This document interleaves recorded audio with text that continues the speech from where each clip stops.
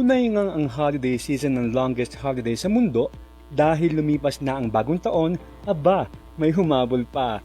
Ngayong January 6 kasi ang tinatawag na Feast of Epiphany o mas kilala bilang Three Kings Day. Ang araw para sa three wise men na bumisita sa Bethlehem upang ipagdiwang ang kapanganakan ni Jesus. Ito ay pinagdiriwang 12 araw matapos ang Pasko at opisyal na sinasara ang Christmas season. Ilan sa mga tawag sa piyestang ito ay theophany na nakafocus sa binyag ni Jesus kay John the Baptist. Ang iba naman, Baptism of Christ ang tawag.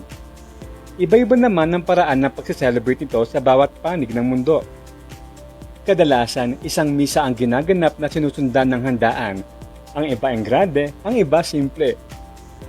Sa ilang bansa, mayroon pang mga parada at pagsusuot ng costume na tulad ng sa Three Kings. May mga tugtugan, palaro at iba pang kaganapan buong araw. May mga batang naka-costume din na bumibisita sa mga bahay upang mag-caroling at tumanggap ng mga regalo.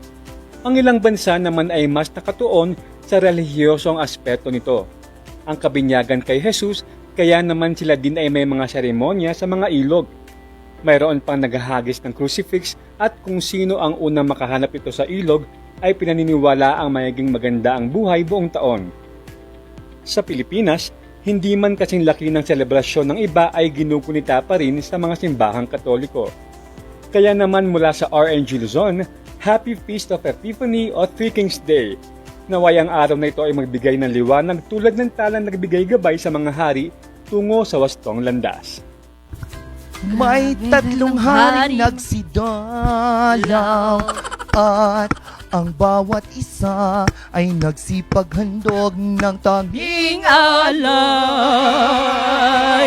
O, diba? Happy Three Kings! Nako, tatlong hari! Ngayon, kung ikaw ay magiging isa sa mga haring yon, tapos ikaw nagbigay ng regalo, anong ibibigay mong regalo kay Baby Regalo. Jesus? Baby Jesus, Mm. ano na lang? Ano? Baby, ano na Ano? lang?